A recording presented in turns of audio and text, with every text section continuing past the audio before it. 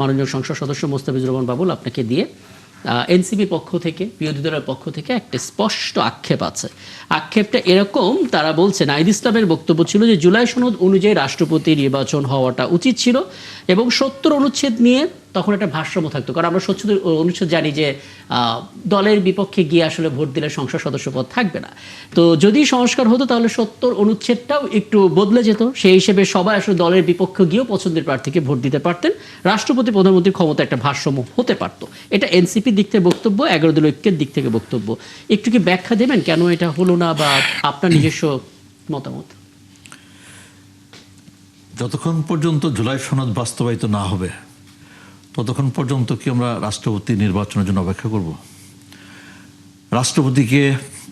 সাবেক রাষ্ট্রপতিকে কেন অপসারণ করা হচ্ছে না, সাবেক রাষ্ট্রপতি কেন পদত্যাগ করছেন না, এই নিয়ে তো বিস্তর আপনার দাবি উত্থাপিত হয়েছে, আলোচনা হয়েছে, নানা সমালোচনা করা হয়েছে এবং সর্বশেষ সাবেক রাষ্ট্রপতি উনি পদত্যাগ করেছেন। উনি পদত্যাগ করবার পরে সাংবিধানিক নিয়ম অনুসরণ করে রাষ্ট্রপতি নির্বাচনের আনুষ্ঠানিক প্রক্রিয়া শুরু হয়েছে। তো এই রাষ্ট্রপতি নির্বাচনের যে আনুষ্ঠানিক প্রক্রিয়া, এটি শুরু হয়েছে বিদ্যমান সংবিধানের আলোকে। দেশ পরিচালিত হচ্ছে বিদ্যমান সংবিধানের আলোকে। রাষ্ট্রপতি পদত্যাগ করেছেন বিদ্যমান সংবিধানের আলোকে।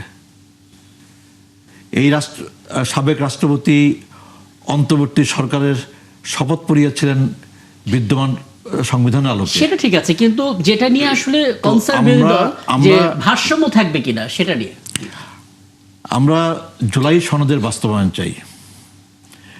জুলাই সনদের বাস্তবায়নের লক্ষ্যে সংবিধানে পরিবর্তন আনতে হবে, সংবিধান সংশোধন করতে হবে। সংবিধানে পরিবর্তন আনবার জন্যে, সংবিধান সংশোধন করবার জন্যে সংসদে সংবিধান সংশোধনী কমিটি গঠন করা হয়েছে। সেই কমিটি ইতিমধ্যে কাজও শুরু করেছে। বিরোধী দলের জন্যে 5টি সদস্য পদ সংরক্ষিত রেখে বিরোধী দল চাইলে তারা এই সংবিধান সংশোধনের জন্য যে কমিটি গঠন করা হয়েছে, যে কোনো সময় যে কোনো মুহূর্তে এই কমিটিতে তারা অংশগ্রহণ করতে পারে, কমিটিতে থেকে তারা অবদান রাখতে। তারা তো বলছে যে তারা যুক্ত হবে না তাদের দিক থেকে। তো আপনার রাষ্ট্রপতি এবং প্রধানমন্ত্রীর ক্ষমতার ভারসাম্যের যে কথা আপনি উল্লেখ করলেন, আমাদের দল বিএনপি তার 31 দফা কর্মসূচির মধ্যে, তারও আগে 27 দফা কর্মসূচির মধ্যে, তারও আগে দেশনেত্রী বেগম খালেদা জিয়া কর্তৃক উত্থাপিত ভিশন 2030 মধ্যে এই রাষ্ট্রপতি এবং প্রধানমন্ত্রীর ক্ষমতার ভারসাম্যের পক্ষে স্পষ্ট আপনার অবস্থান ব্যক্ত করেছেন। এবং জুলাই সনদের মধ্যেও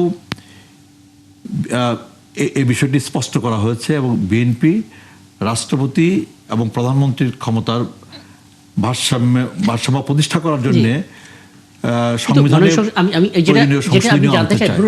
আমরা জানি দেশনেত্রী বেগম খালেদা জিয়া তিনি তার জায়গা থেকে সবসময় প্রধানমন্ত্রী এবং রাষ্ট্রপতি ক্ষমতার ভারসাম্যের পক্ষে ছিলেন। প্রধানমন্ত্রী তারেক রহমান তিনিও এই ইঙ্গিত দিয়েছেন এবং বোধ করি বিএনপি সিনিয়র নেতা কবি যারা আছেন তারা স্পষ্ট বলে বলেছেন। কিন্তু মুশকিল হচ্ছে এই কনফিডেন্স তো আসলে বিরোধী দল পাচ্ছে না। তারা তো ধরেই রাখছে জুলাই সনদ পুরোপুরি বাস্তবায়ন না হলে আসলে ভারসাম্য থাকবে না।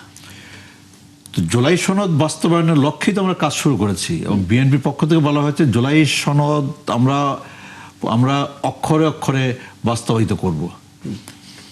জুলাই সনদের যে অংশে বিএনপি একমত, সেই অংশে আপনার বিএনপি পুরোপুরি অঙ্গীকারাবদ্ধ এবং জুলাই সনদের সেই অংশ বাস্তবায়ন করবার জন্যেই সংসদে যে কমিটি গঠিত হয়েছে, সেই কমিটির মাধ্যমে সংবিধানের প্রয়োজনীয় সংশোধনী এনে জুলাই সনদের ওই অংশ যে অংশে বিএনপি একমত হয়েছে সেই অংশের বাস্তবায়ন বিএনপি করবে। এটা অপেক্ষা করতে হবে, দেখতে হবে যে বিএনপি তার অঙ্গীকার রক্ষা করে কিনা। বুঝতে পারছি। আমি একটু ইলিয়াস খান, আপনার সাংবাদিকতার লেন্স থেকে একটা অবজারভেশন জানতে চাই, একদম নিউট্রাল জায়গা থেকে আপনি বলবেন সংবিধানের 70 অনুচ্ছেদটা আপনি কিভাবে দেখেন, যে পার্লামেন্টে আমি সদস্যপদ হারাবো যদি দলের বিপক্ষে গিয়ে কোনো ভোট দিই। আমাকে হয়তো রাষ্ট্রপতি নির্বাচনে যে প্রার্থীতা দেওয়া হচ্ছে, আমি হয়তো সরকারি দলের মধ্যে আছি বা আমি বিরোধী দলের মধ্যেই আছি, কিন্তু আমার ওই প্রার্থী চাইতে আরেকজনকে ভালো লাগছে, তাহলে আমার সদস্যপদ থাকছে না। এই যে নিয়মটা, সেই অনুচ্ছেদের 70 অনুচ্ছেদটা আপনি আসলে কীভাবে দেখেন? না, এটি বলতে হলে অনেক কিছু চিন্তা করতে হবে। আমাদের আমাদের গণতান্ত্রিক আমাদের গণতান্ত্রিক ব্যবস্থা, কিন্তু আমাদের মানুষের মেন্টাল মেকআপ, তাদের সংস্কৃতি, তাদের রাজনৈতিক পদক্ষেপ সবগুলো আপনাকে দেখতে হবে। এই দেশের মানুষকে আমি ছোট করছি না, এমপি সাহেবদের বা অন্য কাউকে, পারচেস করা কিন্তু অনেক কঠিন। আমরা বিভিন্ন সময় দেখেছি, ফ্লোর ক্রসিং দেখেছি। সেই কারণেই এই যে 70 অনুচ্ছেদটি করা হয়েছে। একটি দলের পক্ষ থেকে আপনি এমপি হলেন, জনগণ সেই দলের সমর্থকরা আপনাকে রায় দিল, আপনি কোনো স্বার্থে পড়ে বা আপনি অন্য কোনো কারণে দল চেঞ্জ করে ফেললেন। আমরা দেখেছি আলাউদ্দিন সাহেব এবং আরও এরকম কিন্তু অনেক ঘটনা ঘটেছে বাংলাদেশে।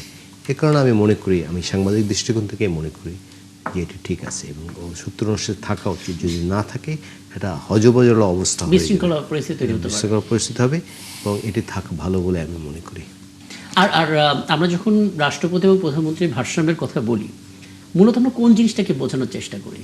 মানে এই ব্যাপারটা অনেকের কাছে স্পষ্ট না। ভারসাম্য বলতে আসলে কি বোঝানো হচ্ছে? আসলে রাষ্ট্রপতির আরও কিছু বেশি ক্ষমতা থাকা উচিত, বাট আমাদের কিন্তু মনে রাখতে হবে এটা পার্লামেন্টারি সিস্টেম, কিন্তু সেখানে কিন্তু প্রধানমন্ত্রীর প্রধান ব্যক্তি, এটি কিন্তু আমাদের মনে রাখতে হবে। সেক্ষেত্রে ভারসাম্যের কথা বলা হয়েছে একটু আগে, বাবুল ভাই যেটি বললেন যে জুলাই সনদে যে ভারসাম্যের কথা বলা হয়েছে, সেখানে অনেকগুলো বিষয়ের সঙ্গে বিএনপি একমত আছে এবং বিএনপি যে বিষয়গুলোর সাথে একমত আছে সেটি তারা পূরণ করবে। এবং আমি ভাইয়ের সাথে যোগ করি যে দাড়ি কমা ফুল স্টপ সহ কয়েকজন মন্ত্রী বলেছেন, মাননীয় স্বরাষ্ট্রমন্ত্রী সহ, তারা কিন্তু বলেছেন যে আমরা পূরণ করব। এখন বিষয়টা যে এরকম হয়ে যাবে মুক্তিযুদ্ধের মতো, আওয়ামী লীগ যেমন মুক্তিযুদ্ধ ব্যবহার করেছে, মুক্তিযুদ্ধের দেশের লুটপাট, গুম, হত্যা, বিশ্ববিদ্যালয় দখল সব কিছু বলেছে যে এগুলো মুক্তিযুদ্ধের আলোকে করে, এর বিরুদ্ধে যারা করেছে তাদেরকে বলেছে মুক্তিযুদ্ধ বিরোধী। তো জুলাই সনদটা এখন কেন যেন এমন হয়ে গেছে, রাষ্ট্রে কত সংকট, মূল্যস্ফীতি বেড়েছে, লোডশেডিং চলছে, একটা ফোকলা দেশ আমরা এই সরকার পেয়েছে, সব কিছু বাদ দিয়ে শুধু বারবার জুলাই সনদ, জুলাই সনদ, জুলাই সনদ না হলে যে বাংলাদেশ রাজনৈতিক টার্ম বা এবং আপনি দেখেছেন যে পার্লামেন্ট গঠনের পরে নিশ্চয়ই আপনারা দেখেছেন যে পার্লামেন্টে কিন্তু সবাই কথা বলতে পারছে এবং যতক্ষণ ইচ্ছে বলতে পারছে। অনেক সময় সরকারি দলের হচ্ছে বেশি সময় দেওয়া হচ্ছে, কিন্তু তারা কি আবার রাস্তায় পার্লামেন্টের বাইরে গিয়েও বুঝতে পারছি। কারণ এখানে মূল ঝামেলাটা হচ্ছে সরকারের দলের ভাষা বিরোধী দল। সরকারকে বিরোধিতা করতে হলে আপনার কিছু বিষয় লাগবে এবং সেটি এখন হয়েছে জুলাই সনদ, এটিকে হাইলাইট করা হচ্ছে। এবং আমি অনুরোধ করতে চাই আমাদের বিরোধী দল নেতৃবৃন্দ যারা আছেন, যে যেখানে বিএনপি বলেছে যে আমরা দাড়ি কমা ফুল স্টপ সহ, বিএনপি কিন্তু কমিটমেন্ট ঠিক রাখে। আপনি দেখুন যে আমি জানি স্টুডিওতে আরও হয়তো বলেছি যে নির্বাচনের প্রতিশ্রুতি যেগুলো ছিল, বাংলাদেশের রাজনৈতিক সংস্কৃতি হচ্ছে নির্বাচনের আগে আপনি অনেক প্রতিশ্রুতি দিলেন, নির্বাচনের পরে ভুলে গেলেন। সেখানে আপনি দেখুন যে কালি শুকোনোর আগে, ভোটের কালি, মাননীয় প্রধানমন্ত্রী তিনি ফ্যামিলি কার্ড উদ্বোধন করেছেন, তিনি খাল খনন কর্মসূচি উদ্বোধন করেছেন, তারপর কৃষক কার্ড দিচ্ছেন। এটি তো একটা বিরাট ঘটনা এবং রাজনৈতিক সংস্কৃতিতে পরিবর্তন এনেছে। মানে এই রেফারেন্সটা দেওয়ার সুযোগ খুব একটা বোধহয় নাই, কারণ আমরা অনেক বেশি প্রত্যাশা নিয়ে বসে আছি। ফলে সরকার যেটাই করুক না কেন সবার কাছে সেটা কমই মনে হবে, কারণ প্রত্যাশা তো অনেক বেশি। আমি একটু মাননীয় সংসদ সদস্য একটা আশাবাদ আপনার কাছ থেকে পেতেই চাই। সেটা হচ্ছে একটা ন্যারেটিভ প্রচলিত যে সবচাইতে শক্তিশালী ব্যক্তিটা যখন দুর্বল হয়ে যান শারীরিকভাবে, তখন তিনি রাষ্ট্রপতিতে পরিণত হন, যেখানে তিনি কলমের একটা সিগনেচারই কেবল করেন, স্বাক্ষর করেন। মানে সমস্ত রাষ্ট্রপতির প্রতি সম্মান রেখেই এই কথাটা বললাম, কারণ অনেকে এটা মনে করেন। এবার কি আমরা একটা পরিবর্তন দেখব?